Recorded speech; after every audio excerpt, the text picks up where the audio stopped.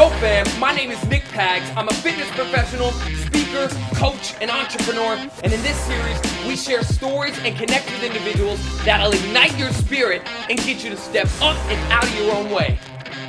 Welcome to Let's Go! Dreams come true. Ladies and gentlemen, dreams do come true. I'm excited because this is technically our first time podcasting. Now, before we get into We're really recording right now? We're really Oh, recording. okay. I'm not kidding. We're giddy right now. And we're being recorded. I like this. We're giddy because we've been talking about doing this for I don't know, a year and a half. a year and a half. How long have I known you? 2 years? 2.5 years? Definitely 2.5. 2 years too long, my friend. Or too short. This seems like a normal Tuesday, except that there's microphones, a There's table. microphones. We have a table in the yoga room. All right. So tell everybody who you are, Mr. Obi-Wan Kenobi. Give us the lowdown. So I'll give you the basics of who Obi is because I think that's my job. Yeah, you know better than I know myself. Obi is one of the kings of the industry right now. He, although in a small scale in terms of being in one space, is a master of the art of fitness. Whoa.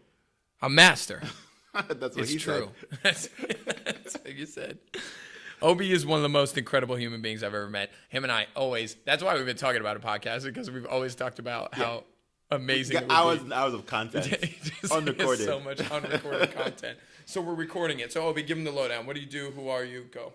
Well, my name is Obi Noye. I'm the owner of the Partners Gym in Thornwood, New York.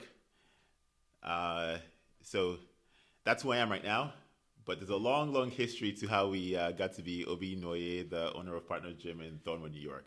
Ready, So set, go. right now we're in my spin room at Partners Gym, rocking it out. This is where we have most of our discussions. So it was appropriate that we started in here. Yeah, absolutely. So tell them, because what I want to go back to, because I think one of the most interesting things about you is your story. Yeah. Just tell the world in somehow, if you can keep it So somewhat short. let's keep it under a few hours. Okay, so let's go back to Genesis. So I'm Nigerian. I was born in Nigeria. I moved to the U.S. to go to college. So I went to college in Texas. And Where'd after you go to that, college? I went to college in Texas. Where? University of Texas, Dallas. Wow. UTD. I was just in Dallas. Who are we? Not the Cyclones. I don't even know who my team, what we are. I think we're the Comets. We're actually a bunch of nerds. It's the biggest nerd school you'd ever find. I love it. All the huge computer science researchers, University of Texas, Dallas. Yeah. So I moved to the U.S. in 2000 to go to college. Got a degree in computer science at the University of Texas, Dallas. And then I was always really good at school because it was big pressure coming from Nigeria. My parents paying out-of-state fees. You had to be really good at school. So, got the 4.0 in college. Got a job at IBM mostly because of the hard work I did in college. And then worked at IBM for 12 years from 2005 until 2016. So, do the math. I didn't even actually know all that. Okay, keep going. So I was at IBM 12 years. I'm a software developer by trade. I write programs. I make computers do stuff. I always loved just the power it gave you to using, essentially letters and numbers to make real things happen. Like everything running on your phone, on your computer, there's someone who sat there, designed it, wrote the actual code line by line to make it happen. So that's what I do by trade. And then I went into management. So I was a manager for 3 years at IBM. I was part of a team that ran the operating system that runs, when you swipe your credit card, Visa, American Express, if you book airline flights, usually 80% of airline flights you book goes through my operating system or our operating system or their operating system now. So I managed a group that does that. 80 people in Poughkeepsie do really good work with the operating system. That it's a high transaction environment where you can run 100,000 transactions a second, something like that. So that was my second half of my IBM career.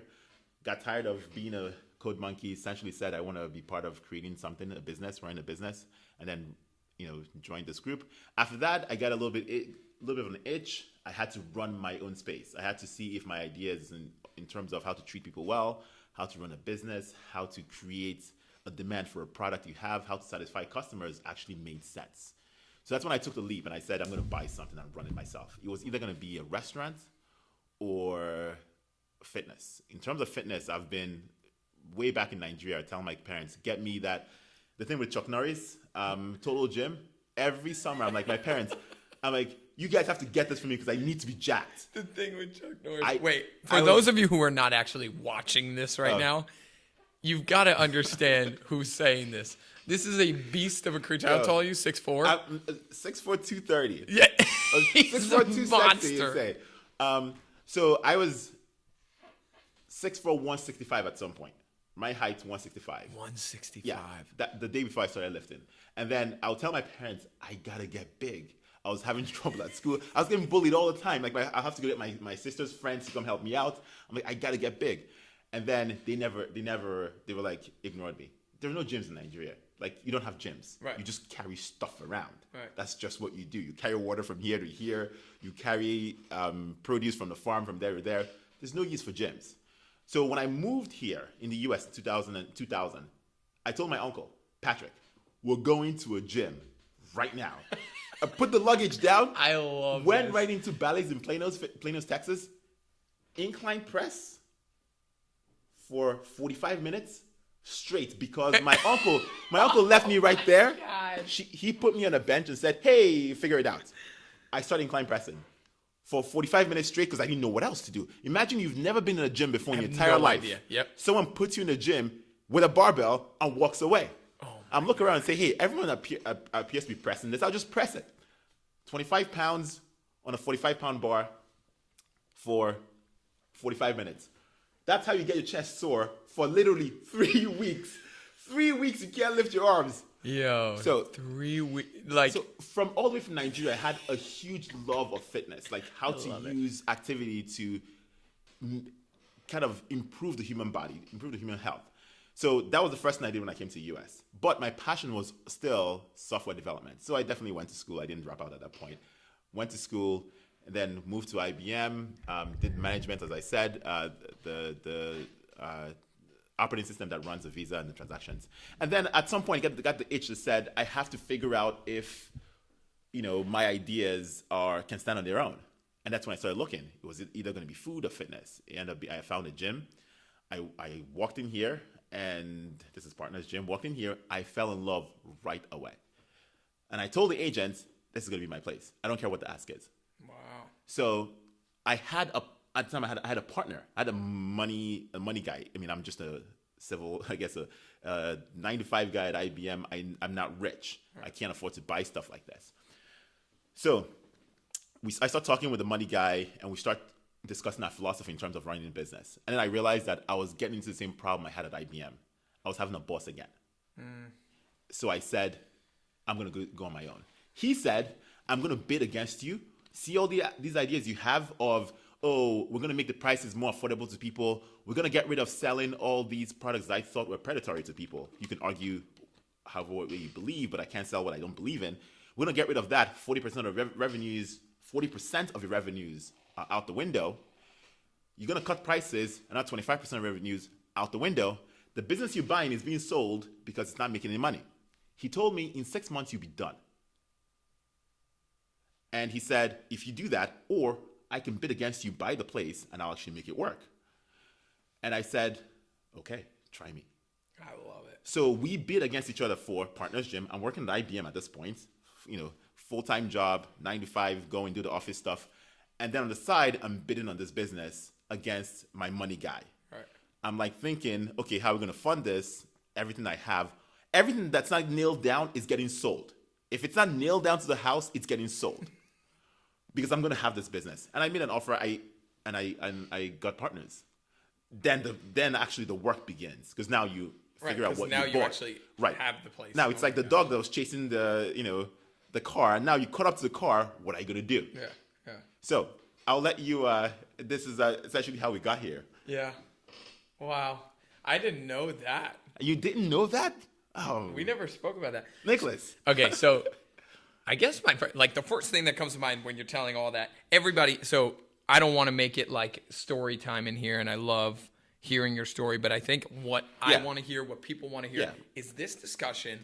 The biggest thing in that whole story is you wanted to do something. You were set in your 9 to 5. It was so easy. You were like I was enjoying doing it. really well, moving up. It was on the path I was supposed to be on. My parents were, they could explain what I did for a living. Right. And everything seemed right. And everything was what it's seemed supposed to be. perfect. Right. And then you just threw a monkey wrench in all of it. And you were like, let's go do something. I want to know that exact second that you were like, that's it. Like, I'm going to go. I mean, you're going on a massive limb. You're essentially throwing your life away, is what some people will call it. I spent 7 years in college. I have a master's degree in software development. Right. So I'm not just, I spend a lot of time developing my career in software development. I have a very good reputation at IBM as a developer, as a manager, I hope. And there's also my parents' hopes and dreams. In Nigerian culture, education is really status. Right. Business ownership is not. It's education. So all of that stuff was invested 12 years, right? And then going into a business that was A, already failing, that's why it's being sold. B, I knew nothing about. C, was going to involve every last safety net I had was going up. It was a bet it all on black situation. But I'm not a gambling person, though. Right. I mean, I'd like to know that I have some advantage. I don't like to go into fights I can't win. I need to have an advantage. What was your advantage that made you feel like it was okay to do this? See, you have no choice if you're going to do something like this to be super confident in yourself. Right. To believe that you're better than the next person. Right? Preach. I believe I had an insight on people. Okay. That most business owners don't have. Right? I believe that whether or not it was true is irrelevant. The fact is that I believed it, and that's why I took the risk. That's huge. That, I'm going to stop you for a second. That shit gets me going every day. It's like, sure, you could have all the logistics on or the data saying that this probably won't work. Right. I am so locked in on it working, and if you're, so a lot of people get that immediate, and this we've talked about before. A lot of people get that immediate, oh, I feel like I want to do this, and I hop on it, like a workout program. Yeah. They do it for a week. It's the guy who's psycho enough to do it for an extended period of time and just won't give up until he's dead type of thing. Giving up that's not something that I know anything about. Right. So then you were in this place of yes, I'm going to try something crazy, but also it wasn't like I'm going to try something crazy and hopefully it'll work out and it'll work. You knew you were walking into fire, absolute fire, and you were cool with that. Right. I had a lot of conversations with myself. I told myself, okay, first of all, I said, for the first year, I'm not going to make big decisions because I knew one thing. I mean, it's one thing not to know, but I think it's better to know you don't know. Right. I knew I didn't know. I have this one insight about people and how to deliver value to people. It doesn't matter what the business is, lemonade stand, gym, running a software company like IBM. It's just a matter of trying to figure out what job are you being hired to do? And can you deliver on it, right? Your customers wouldn't tell you that because they don't even know. I mean, they don't know what drives their behavior. It's insight. Your insight that tells you, okay, that's the job. Okay, so that's one thing I knew about myself that led me here. Because I knew I believed I could be successful in any business, right? Again, the argument as to whether or not this is true is a totally different one. It's also null. It doesn't technically matter. At the time, for me to make that move where you sell everything, go all in on your 401k, and say, I'm going to do this on my own. You lost your money guy. You move into a town where you know nobody, all that stuff, a new industry. Right, I had to believe that. But number two, I knew I was willing to do whatever it took. Right? I was in a position in my life where if somebody says, oh, okay, you're going to have to work whatever number of hours. You're going to have to lose whatever number of friends. If someone said you're going to have to, give up whatever number of social time, of vacation time, of anything, I knew I was willing to do it. I knew that there wouldn't be a gym owner anywhere around me that'd be working harder than I'm working. Right. I knew that for sure. There was no question in my mind about that. And given those two things, one, what I believed was my talent of figuring out how to deliver what people want in any situation. Because I spent a lot of time reading, being introspective about myself to then get here. And then two, knowing that if things went wrong, then I'm not going to quit. The combination of those two gave me confidence that I'll last long enough to figure it out. Right? And that's all. If you're in the game, you can win. If you're dead, you have to stick with it. You can't quit. If you quit, you can't win. Right. So and if you're not those in are the two. game, That's why. Right. You got to get in. That's something we discuss. Like, and when I talk about my business and what I've done so far, and again, like, I'm excited for this podcast because I'm not the successful guy telling everybody how I got there. I'm in the middle of it, which I kind of think you're in that place a little bit too. You're always in it. And Right, the more interesting right. story is never about what you achieved. It's about how you achieved it. yeah. The trials and tribulations. I read more about failure than I read about success. Right. There's a lot more to be learned from failure than success. But the difference between you and me, and I think we have this, which is why our conversations are always great, is we have read tons of books. We've done a lot of information, like the understanding aspect. That takes one type of That's person. the homework you have to do before you go bet your life on something. But then the stuff where it stops, like, I think 99% of the people are capable of doing the reading and Right. understanding and learning. There's 1% that follows through.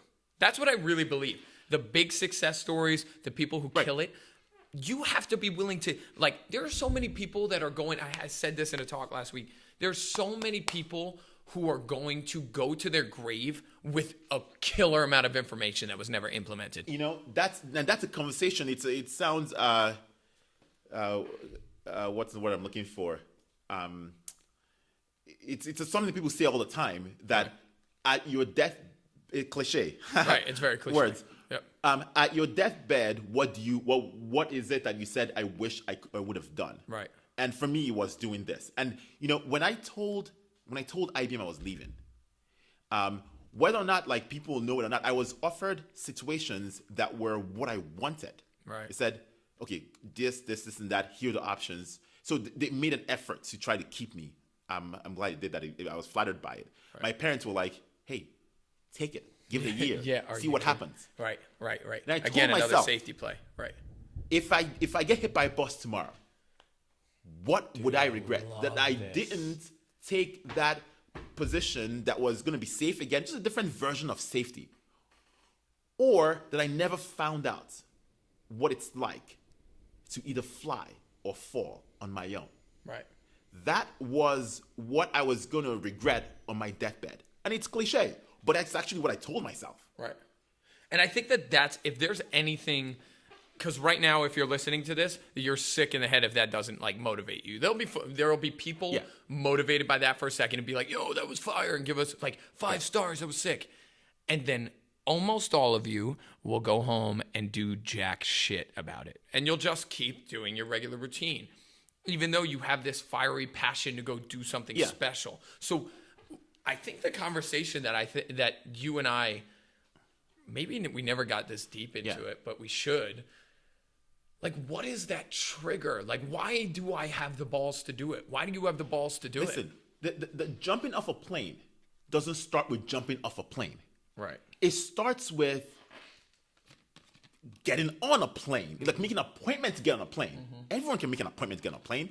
Call the place up and say, hey, you know, here's the time I have. Me and my friends are coming. That's easy. So every step up to that big step is really, those have to be taken. But they're approachable and they're doable and they're not that daunting. Right. So for me, as somebody who worked at IBM and had this idea to go run something myself, get an agent. Yeah. Get an agent. Have them start looking. Yeah. I at that point haven't. So take a small step. Make a small step toward your goal.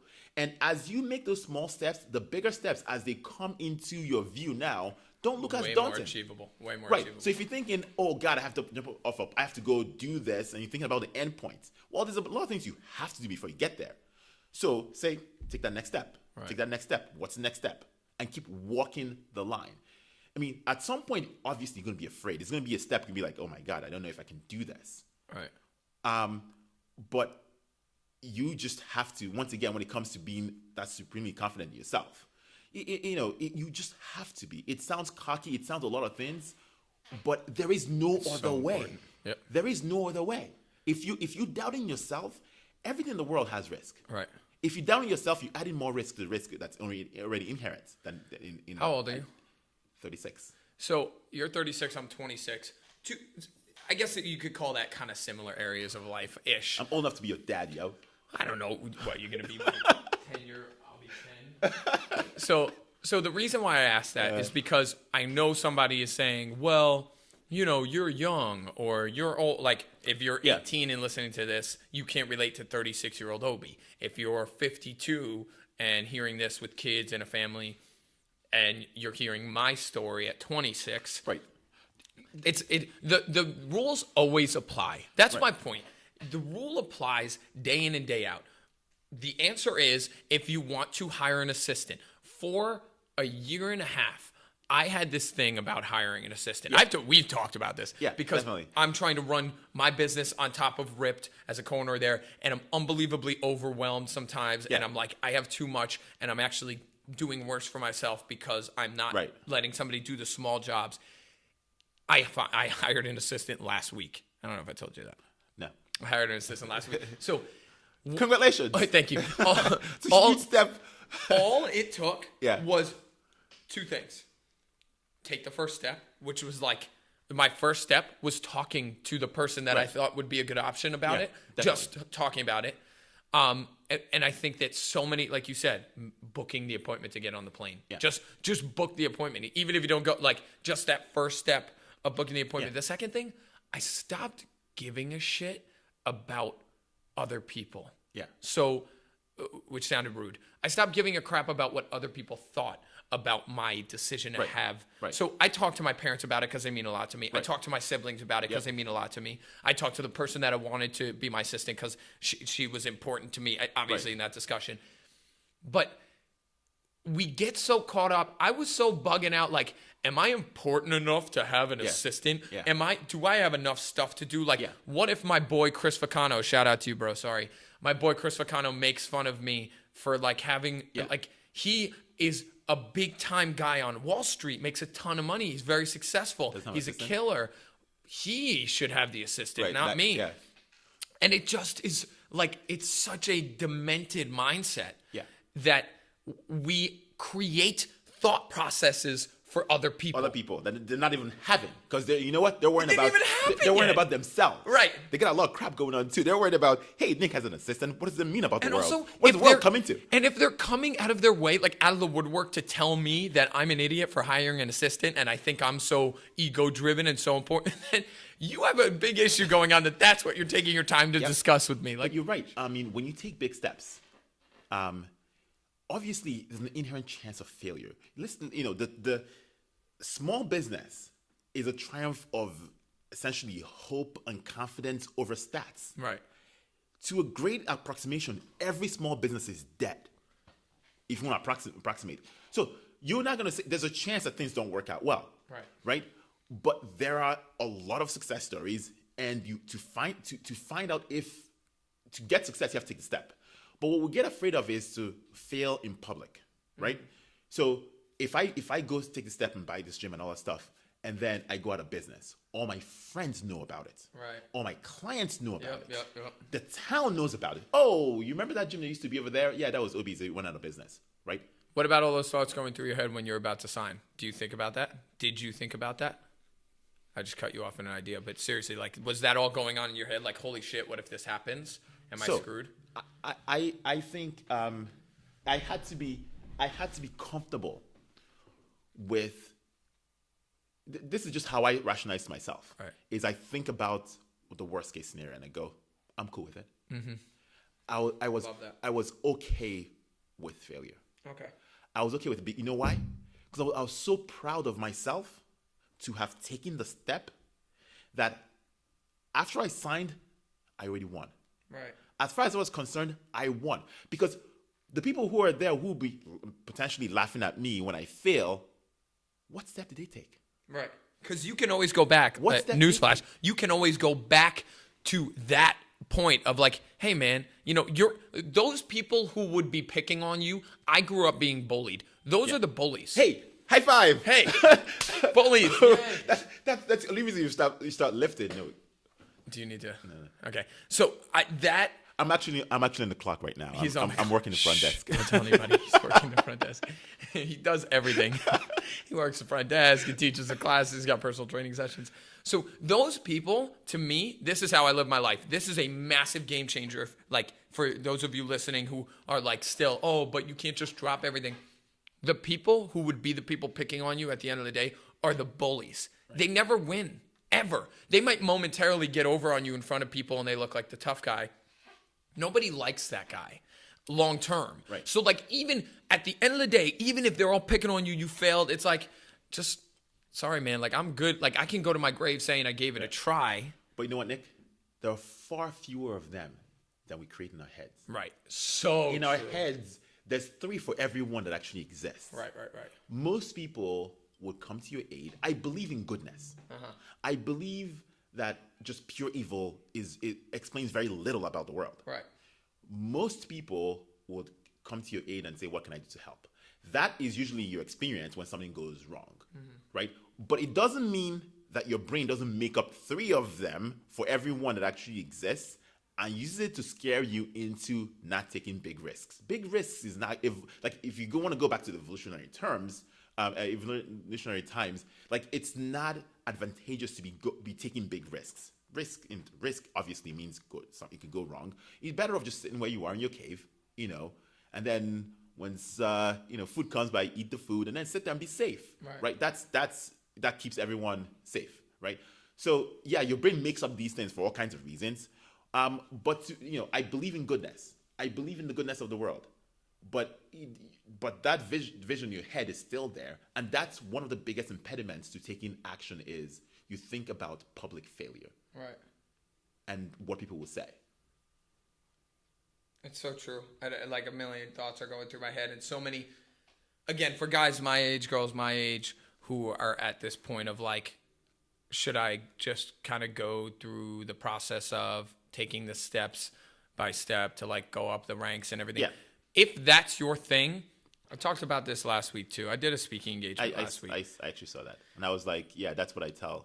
And look, I'm not against the idea of mediocrity. Like we get a really negative mindset with that word, maybe because it's not the right word, but there are so many people trying to leave a legacy. That's like the millennial thing right now. Let's leave a legacy. Yeah. What the hell does that mean? Yep. I don't know. I say it and I don't even know what I mean by it necessarily. Like you don't want to be forgotten. Like everybody's going to die. Yeah. When everybody wants a freaking statue in the public square. Right. The only legacy I think that is I don't even want to get into that, but the legacy, like for me, the only one that's leaving is like, do people feel like I improved their life in some way? Like that to me, that's the legacy I want to leave. But even that's another discussion.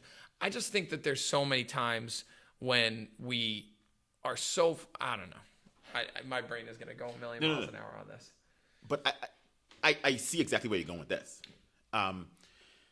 So yes, if you decided that, we're not like glorifying entrepreneurship as the only way to show mettle, to show courage. Obviously, it's not. I mean, having a family that you're there for, that you do anything for, and that exist and have the happiness they have because you've chosen to sacrifice for them. Well, that's what my parents did for them. That's what my parents did for me, and I think they're incredible heroes. My parents never started a business. Well, now they have, but that's not what the legacy is, right? There's so many ways to win at life, right? But ultimately, you have to be true to yourself. And if your way of winning is not a 9 to 5, and you're doing a 9 to 5 because it's safe, then you really, really have to find a way to get off of it, because you only get to live once, right? But there's ways to do it in pieces, though. Like, right. Oh, definitely. Like if you're doing the 9 to 5, like you were doing, you were looking at spaces for a gym. Like you knew you were going to make a move, but you started with researching. You started with. I was scheming for 3-4 years. Right. So that, like, take those. That's the baby steps of calling the plane company beforehand. Right. Like that's the stuff you got to hop on. And stop just like telling all the reasons. So many people talking the talk. And it's like, great, your business idea is phenomenal. It's also never going to exist because you don't have the balls to take a step in and do it. Right. So I'm all in on that. Like, there are some people who don't want to do these crazy ventures and all that stuff. Yeah. Just find, like, if you're passionate about something, I just believe at this point in the world, there is no reason to not be doing at least part-time something that you're really passionate about. Yeah. Everybody's got a family to feed, everybody. So if you're really young, 25, 26, you need to be doing this stuff. Right. Hurry up and get it done before you're holding too much baggage, because when you turn whatever age and get married and have kids, you have certain responsibilities that you put on yourself that you can't just back out of. Yeah, I mean, your life changes. Totally. Your life evolves. Because it's and not then just your life right, anymore. You're a different person, and then your priorities change. But I still think, as they say, you could always be living your best life. Totally. And your best life is not the easiest life. Right. Not by any means. And it's being able to know what that is, and then being true to yourself is all that I think this discussion is about. It's not so much about quitting your job and then running away. We got to go backwards. Okay. Your best life is not always your easiest life, dude. That was brilliant. That was so good. Wait a minute. Okay. Step back, because that's the title of a podcast in itself. Your best life is not always your easiest life. I would venture to say that most of the people in my life are choosing the easiest life because it means the best. Easiest often means the most money. Easiest often means the most solidified. Yeah. Easiest often means the clearest path. Yeah. Easiest often means where your parents told you should go. Easiest often means like whatever seems to be sitting there and it's like, wow, this opportunity fell in my lap. Right. The stuff in my life, certainly, and I'm only going to speak for me because I know it, but I'm sure you have lists of stuff like this that have been the most rewarding. And you've heard it 18 billion ways from Sunday. Like, the most rewarding moment in my life was the tough thing I had to work for. True and true again. Like, I have the hardest situations I've been in, the ones that have kept me up crying at night, the ones where I thought like there was no way out of it, the ones where I thought I was completely in the dark and I had to work my tail off to figure out how to get out of that situation are the ones that are the most rewarding in my life. My best life has been in my most imbalanced situations. Yeah. In those moments where I had I was going all in, or I was not sleeping, or I was completely confused of what my next step is, or like when stuff got comfy, I almost felt this like stomach pain of like, this isn't right. Like it just, and there are just people who are like that. Like you get fired up by the challenge. Yeah. I mean, the process, man. So success is a moment, right? The path could be a lifetime, right? So yes, that moment it's fleeting, and then you move on to the next one. But what you remember is the path there, the ups and the downs, the sideways, the back and the forths. That's what you remember. That's what life should be about. We're incredible creatures. We have awareness, we have consciousness, we have intelligence, we have the ability to relate to people, we have the ability to enjoy music. There's so much experientially that we're blessed with as Homo sapiens. Exploit it. Right. We're problem solvers, right? The end of it, people always say, I want this, I want this, I want. Okay, so now you have it. Right. And it's probably not as exciting as the path to getting there. You know, I was thinking, you know, right now, the Mega Million is like $1 billion. 1.6. Right. I don't know what counting? will be by the time you see this. But I was thinking, I was driving and I said, I don't want to buy it. You know what I thought to myself? I don't want to lose what I have right now. Right. I don't want to lose the struggle. I love the struggle. You know, it's the winter makes the summer, feel good. Make the sun feel good. The snow makes the sun feel good. If every day for you is sunny, you actually don't know what it's like to enjoy a nice summer day because you've never actually enjoyed a nice There's summer a day. level of us that's obsessed with self-sabotage, and it's a scary word, like term to use, but we do it all the time. It's what our fitness lifestyles are based off of, how we got to look the way. OB is this, if you're not watching this and you're just listening, he is a 12-pack just set. He looks like, what are the Avatar? He looks like a large black avatar. That's what he looks like. He's the sickest. That movie, with like the braids and everything, but he's got a mohawk. He's terrifying. He's the biggest teddy bear you ever met, but he's a savage-looking human. Both of us have learned a lot from weights. Yeah. I would say that. Like, I always like to bring it back to exercise. The resistance is the only thing that got us strong. Yeah.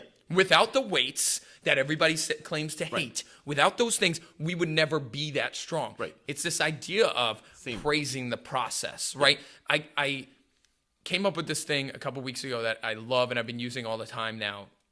I use acronyms because I can't remember anything ever. So it's AARP, and it goes through this whole thing of acceptance, you're going to eat shit, take action, and then resistance is the third. But it's the last one is praise the product. I mean, praise the process, Yeah. not the product. We have put so much attention, love, and focus on product. The nice car, the watch, the big gym, the multi-million dollars, Yeah. this, that, and the other thing. We put so much attention and love into that. That product has done jack shit for you. The product doesn't love you. The product doesn't grow you. It's the process that gives you everything you want. Yet we're running from the process. Like we're trying to find an easy route. Even on the fitness side, a lot of people come in and say, okay, my goal is to lose 10 pounds. Yeah. Okay, first of all, there's really nothing you can do at any point in time to lose 10 pounds. Right. You can make a better choice when it comes to time to eat, right? You could choose to make time for fitness. Those are parts of the process you can control. The end point, you don't have as much control of the product as you do of the process. Right. So what you can do is say, I'm going to become a healthier person. I'm going to make better choices. I'm going to make time for fitness and all that stuff. And then you're going to eventually, the product is going to come. Mm-hmm. But you focus on what you can actually control, and then you do your darndest to be great at it because it's under your control. So that's why sometimes I almost even don't think about what the end is going to be because so many things affect the end. The process is in my control. And the I love product control. actually evolves. And this one I love. Right. And this is huge. The product evolves as you get invested in the process. Definitely. So like if you're trying to lose 20 pounds or 10 pounds, while you're going through the process and you're really devoted in and you're educating yourself and you're learning and you're growing and you're pushing and you're accepting and loving the process of it, next thing you know, the 10 pounds it's like pocket change. You're Right. like, who cares about 10 pounds? Right. Listen to me. I'm trying to look the fittest and feel the best I've ever been. Right. The 10 pounds will come like when it comes. All the other stuff is like your product becomes, it evolves. Yes, it becomes definitely. stronger, right? Definitely. So that to me, I think, is a massive misunderstanding that if you just keep focusing on the goal, you'll get there. And somebody's saying like, yeah, obviously you have to think about the goal. I have this weird thing. I can't wait to hear your thoughts on this right now. I'm not goal driven right now. You know why we have so many good conversations? Because it seems like we have some wavelength that we're just dialed into. Yeah. And, we're just on it and we're listening to the same transmissions. Yeah. Because sometimes when you say things, and I've been thinking about it since I was 7 years old, it just gives me goosebumps. See what I'm saying? And this is why you come in here and then we'll talk and we'll look and go, oh my God, we got to go teach a class right now. But that's a very profound statement that when I was in my career as in management. So big company management is you come in and go, what's your 5-year plan? We sit around, make a 5-year plan. Those are the goals. The funny thing is that the next year you do another 5-year plan. Everybody forgets what the last one was. Yeah, It's yeah. just what you do, 5-year Right. plans. And I've always had an issue with goals. But then I read this book about goal blindness. Okay. And What's the book? Do you know? okay, essentially, Jesus Christ, I wish I read 6 books a month. Mm-hmm. It's hard for me to remember which one I read. All right. But it talked All right, about Mr. Smarty Pants. I use Audible. It's I read cheating. 6 books in my life too. It's cheating. I just listen to the book. Someone reads it to me. But it talked about these group of climbers that wanted to go up Everest. Mm-hmm. Right. This was the most number of casualties on Everest ever in a single day. So they were very goal driven. They had to be at certain points at certain times. Then the weather changed. And Everest is not something you want to mess with. Right? We're not supposed to be there. Okay, so the weather changed and they stuck to you. They said, this is where we have to be at this point, whatever is going on, we have to get there. I don't remember the number of people that died, but it was the most number of casualties on a single day on Everest. And the author used it to describe a concept called goal blindness. Setting a very vivid goal blinds you to, one, reacting to the unknowns that you have now known because you're taking steps into the process. It blinds you to a better goal out there that you didn't know about. Right. And then you're just so focused on it that you walk to a place that either that kills you in their case, or isn't as good as where you could have been if you took a more process-minded approach. Yeah. I feel like goals are something that's very difficult for you to control. I'm at both ends. One, a believer. I'm a small speck in the universe. There's so many things going on, and I don't have any aspersions as to, okay, I can do anything I want, anything I want. Yes, there's so many different factors going on, and if I say I'm going to be a millionaire, there's so many reasons why I may not be. But you know what I'm going to tell myself? I'm going to be the hardest working gym owner in the entire state of New York. Yeah. That I can do. But listen to me. That I can do. And this is huge. You said it and tapped on it, and I got to jump on it before you move. You're talking about like the not veering from the process, or when you get stuck on a goal, it's the only thing you think about. 8 years ago, so for somebody who's 36 right now and thinking back to 26 and you had an entrepreneurial mindset. I don't call myself an entrepreneur because I hate that the word has become so saturated with bullshit lately. Yeah. So I don't like that term. I don't use it for myself, even though I guess if you look at the definition, it's what I'm doing, starting my own business and all that. But if I say I'm 36, right? So you're 36. At 26, if you have been stuck on the same goal for 10 years and you're driven to follow that goal, so say you wanted to be a speaker, because I want to clarify this and I'm making a mess of it. You want to be a speaker, and that's all you can think about, right?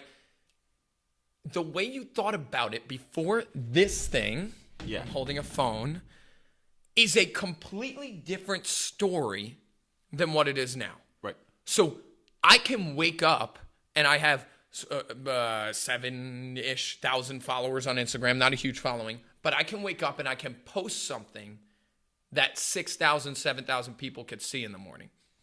If I was on a track of, I want to be a speaker and I want to walk from door to door and try different places, I'm sure eventually you will get really good at it and maybe go and like get some bigger gigs. Yeah. But if you never jumped on the opportunities to the left and right, like, oh, social media, what's that? Oh, Instagram, I got to try that. What's Facebook? Oh, Instagram Live, let me see what that is. If you don't hop on those opportunities, so see what I'm saying is now the product has become greater than I ever could have imagined. I was hoping to reach New York City to talk to fitness instructors and be a speaker for them and be a motivator and instructor for them. Now I'm thinking about tapping into millions of people every morning I sign on to my phone, because now there's a process that allows me to do that. 10 years ago, there was no media like that. Right. So I think that if you don't pay attention to the ebbs and flows left and right, you don't watch the weather of the mountain, it will beat you to your knees. All the people still walking door to door right now who are not utilizing social media and trying to become a speaker are screwed. They're just never going to get there because they're not using a bigger platform that grew in the time that they're so focused on tunnel vision. Right. So, when you hear this, you go, yeah, but why wouldn't that person just see what's going on that's very obvious and then switch? That what we're saying is essentially a tautology. It's obvious that somebody would do that. It's not. The goal blindness is a real thing. So real. So when you essentially put your goal on a pedestal, that you're less likely to question it as things go. But this comes with an acceptance that, okay, there's a lot I know, but I never let the fact that I don't know something, stop me from going into an area. I always go, okay, there's a few things I don't know. That's okay. I'll figure it out as I go, but I'm open to the fact that there's facts out there that's not privy to me yet. Right. So I walk cautiously towards my goal. I don't put my goals as deified on a pedestal and say, that's going to be it. And if I don't hit it, everything is over. I think in terms of systems, right? Versus goals. What system do I want to be in? I wanted to be in a system of taking advantage of whatever insight I believe I have in consumers and pleasing them. I never said it was going to be owning a gym, right? I never said it was going to be moving up and becoming an executive at IBM. It's just that I wanted to put myself in a position where I get tap into my system of pleasing clients, right? Pleasing someone. And that's what got me here. And the goal morphed and changed. And now, in 10 years ago, I would have, if you told me I would be here right now talking to you in this industry, you'd be like, no way. No. Yeah. I am someone with a master's degree in software development. Right. I'm not supposed to You're be a computer guy. running 50, group fitness training sessions a week. Yeah. That was never the plan. Right. But my system was pleasing people. And the path took me here, and I was open to it. So this comes down to something that I talked about in this thing last week. It's all coming back to this because I think it is just something that's really huge in our lives right now, the world right now. It's understanding your core values, who you are as a person. Obi, clearly you understood that Obi is a person who likes to make others feel good. Like that was it. Like you wanted to offer a service. I don't know what that is. And I want people to experience it and it be a good experience for them. And me to be the guide, the implementer of that process, right? That's what I think for me, I came out of school a counseling and human services. Like a lot of people don't know this. I came out of school a counseling and human services major.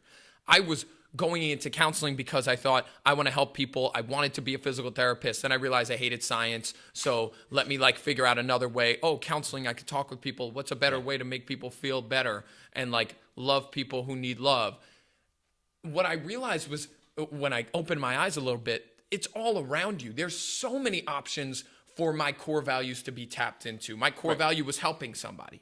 I could have done that as a doctor. I could have done that as a speaker. I could do that as a guy behind a cash register at a gas station who goes way out of his way and hands flowers to everybody who comes in, or makes baked goods and hands them out as he's pumping gas. I don't know, ridiculous, but I remember this guy Muhammad who worked at a gas. My mom's gonna love this story. He got my mom a pair of shoes that were 18 sizes too small from India, which is where he was from when he went and visited there, because he was so adamant about doing a good job at his job. And to all of us who our heads are too big, by the way, all the time about what we think we are owed as Americans, we have to work for everything that we get, and we lose that sometimes. But he just had this fired up mindset of I'm gonna kick butt at pumping gas today. And that's enough of it. I told you the story of the lady pumping gas here a couple months ago, and she was eating a sandwich and overcharged me by $20 and expected me to pay it. But she was eating her sandwich and talking with a friend while she should have been pumping the gas. I don't care that it's pumping gas or if you're the number one man to the president. You need to be all in on your job. Muhammad was all in on his job. He did everything he can to make the experience great. That's my core value. I want to help people. I know my core value is being kind, doing the right thing, and helping people. That's who I am. So no matter what avenue I went in, I'll be successful because I'm just following off of those core values. That's your core value. So many of us are stuck on being the lawyer, being the doctor, being the personal trainer, being a speaker, when that's not your truth. Your truth is providing for people, something deeper. Right. And then you can go with it as you go, which is why your goal changed so much through your process. You have to know what it is. And that comes with knowing thyself, introspection. Right. Right. You have to be people don't get bored anymore. And when you have conversations with yourself, right, you find out so much. There's a part of you that you don't have access to. And you need to give it a chance to come and talk to you. And then say, okay, what am I about? But it's such a scary thing because you find out things about yourself that you may not like. Right. So we're very afraid to talk to ourselves, right? So you have to be open to whatever it is you. You have good parts, you have bad parts. And this is why sometimes arguments go on forever. Right. Because no one can actually talk and say, wait a second, what if I'm not right here? What if they're just as sincere on their position as I am? So if you know yourself, you're likely to find out what that core value is you have to give the world, and then you go and spread it. But the first thing is you have to do that work to figure it out. I think business world is changing. Just business in any right, and not like business like the entity. Right. I'm just talking about like how people live, make their living, all this. I think it's shifting from it used to be like you do whatever you do to get money. Like you make it happen and success comes from hard work and just getting it done, whatever. Like you might have to step on some people along the way. I just don't believe that anymore. I really believe that in our industry and in the world in general, everything is seen now because everything is on camera, everything's caught. Doing the right thing, people respect that. And in turn, it will give you long-term results. So like I've worked with people who just think that the one over, the quick fix, the like, look, you got to step on this little guy just because it's going to take you that next step and you just got to do it and it sucks, but you got to, and I'm just like not about that game. I think that kindness matters in a massive way and that will lead you to the glory of whatever it is. So I'm not like Mother Teresa, right? I'm a businessman. Right. So ultimately, yes, my goal is to be successful stay in business and be successful at it. But I actually do believe that being trustworthy, having the best interests of your clients at hand, playing the long game is actually a very good business strategy for somebody who just wants to get rich. Let's say all you want to do was to get rich. Because it's a path least followed. You're definitely going to stand out in your field that you're in. Hey, this person had the opportunity to rip me off and they didn't. Right. It's essentially a marketing cost. That's how I see it. I see it as a marketing cost. Some like big money maker entrepreneur needs to hear this right now, so please keep going. Right. So because in business you have to be logical. Your business doesn't have a conscience. Right. Let's assume my business partner's gym doesn't give a crap about people, charity work, whatever. All it cares about is making as much money as possible. I am making the case, this is part of the reasons why I left IBM to go run this, that treating people well and giving up the first dollar, right, that you can get from them, maybe by either something predatory or something where you're taking advantage of them or something where you put them in a position where they make a wrong decision, weight loss, for example, is a very famous one. There's lots of things you can sell to people that don't really work that well, not good for them, but also make you a lot of money. I think that an argument can be made, and this is the argument that I'm making. This is the argument I've bet my entire life on. I've bet all my savings on. I've bet my social life, my everything on. I mean, is that running a business where you are good to people, where you are trustworthy, where you care for things they care about. Like Partners Gym, for example, we try to match all the marketing dollars we spend with contributions. We try to make about 10 grand in donations to different charities. We've done Pediatric Cancer Foundation. We did Make a Wish Foundation. There's probably a few more in my head that I'm not remembering right now. But the way I look at it is I can spend 7 grand on Facebook, whatever advertising. I wouldn't know what happened to it. Or I can do a fundraiser for the Pediatric Cancer Foundation and it'll cost me 5 grand. I'll raise them 7 grand. And I think that at the end of the day, I've made a better business decision. And that's an argument that can be made and can be had. People can argue either way. But the argument I'm making, or we're making, isn't that so much that taking the long view, playing the long game and treating people well, not stepping on everyone's heads to get for the up immediate top. dollar. Right. I don't actually believe it's the best strategy to get rich. Right. I don't believe that. I think if you put your head down and be strategic about your goodness, right? And strategic about your goodness. Shit. You will strategic about your goodness. Because I am a business owner. You're an entrepreneur, right? Truly. And I have a fiduciary responsibility to do what's best for my business. Right. And I actually do believe them being good. I mean, I have people who have been members of partners and then they'll lose their jobs. I'll be like, that's okay. Just keep coming. Right. Just keep coming. I would say I spend there's probably a few thousand whatever dollars. I'll say I can raise my revenues by 20%. If I just said, let's take the short term on every single transaction I do, I think I can raise my revenues by 20% right now. But I believe that I'm in the empire business, right? I'm not in the I'm trying to become a global, like trying to make impact the global level, right? And I think that is worth more than trying to raise my revenues 20% right now with things I can do. I just think so. It's not so much an argument of, oh, these people are just hippies talking about holding hands and singing kumbaya. In business, you have a fiduciary responsibility as an owner or whatever it is representing, to do what's best for it. And what's best for it, I think, is strategic goodness. Right. And that's my business model. If you look at the events I do, every event I do benefits something, right? Something that my people care about, right? My people care about, have had parents who've been affected by childhood cancer. I've had parents who've been affected by so many different things that I can help with. And,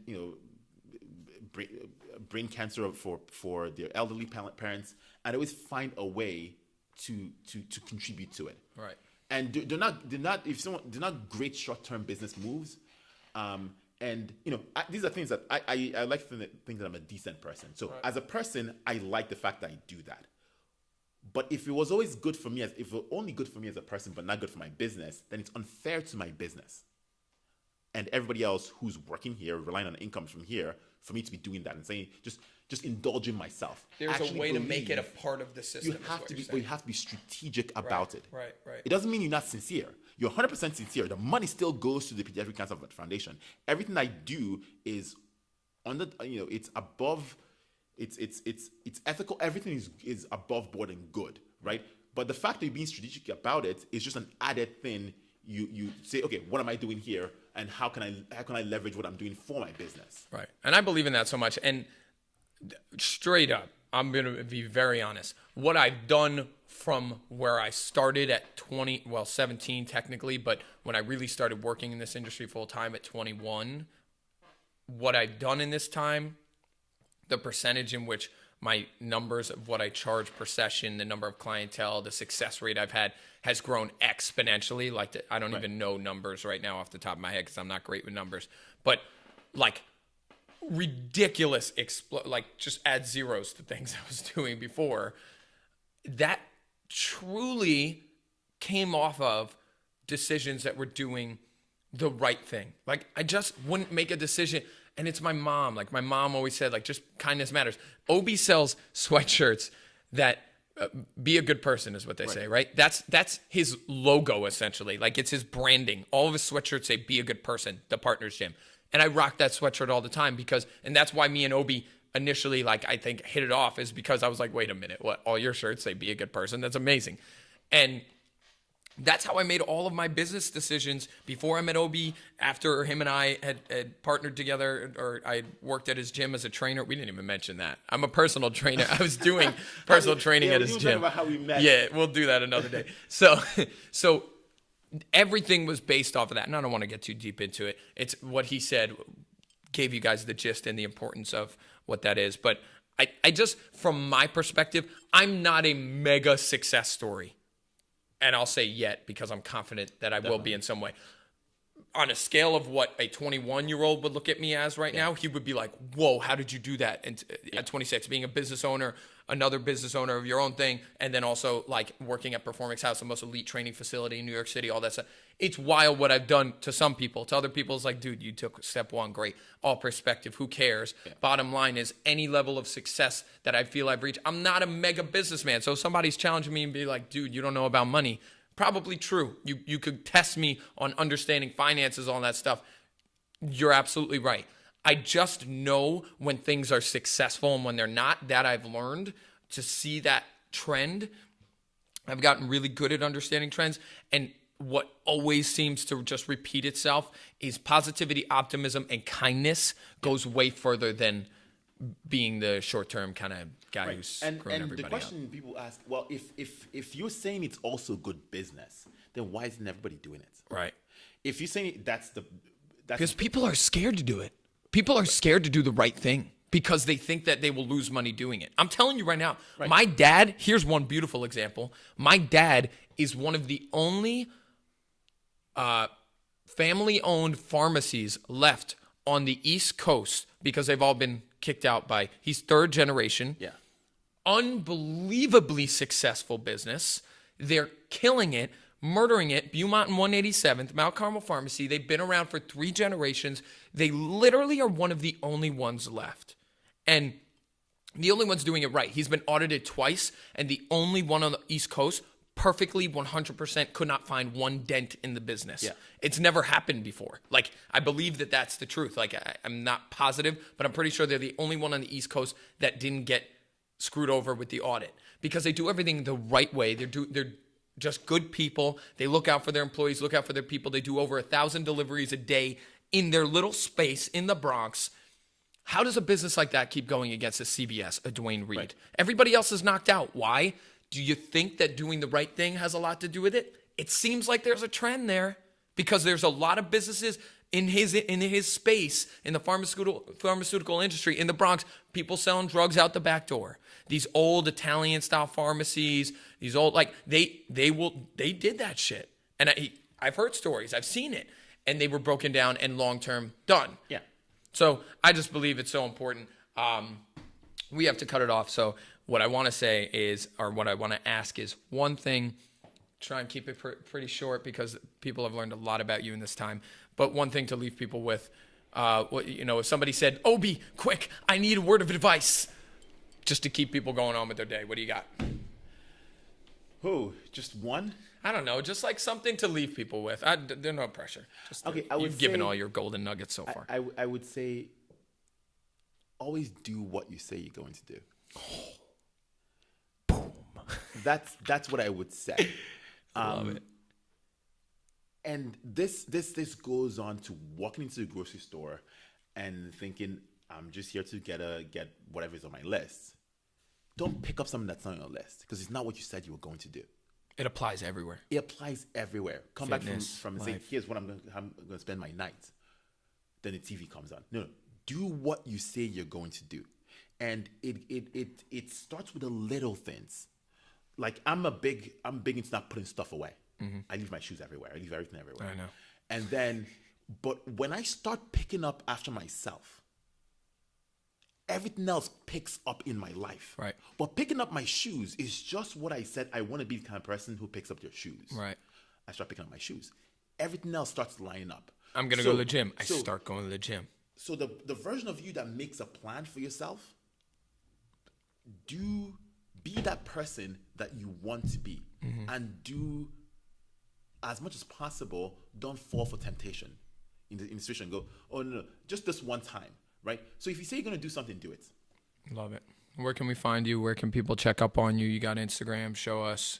Tell us. What do you got? Well, I'm pretty much just barricaded in Partners Gym. I'm here all the time. Yeah, literally, physically, he is here every second of every day. It's like I'm a house arrest. But yes, we're in Thornwood, New York, the Partners Gym. We do mostly small group training.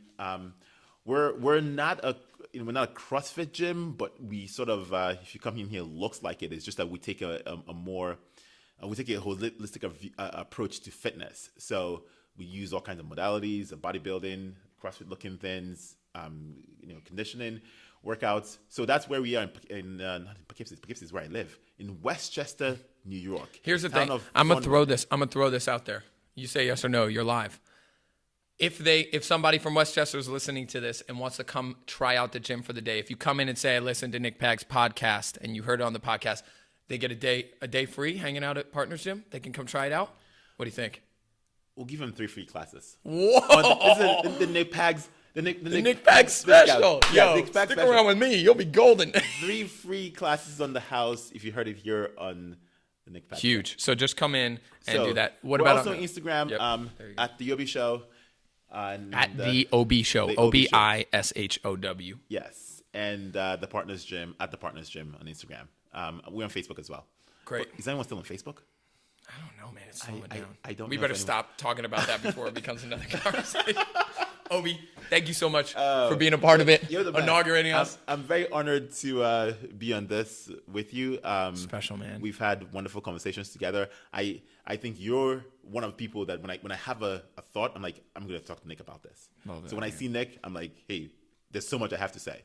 And this guy, speaking about process, is one of the hardest working people you'd find in any business. And what I always tell Nick when something happens to him is this. I tell Nick that you've prepared yourself for this. You've worked as hard as anybody could possibly work for this. So enjoy it you deserve it. I never go on, oh, hey, Nick, this is what you did. That's awesome. I always, Nick, when I text you, what do I say? I refer to how hard you work. It's true. This is what I love about this guy.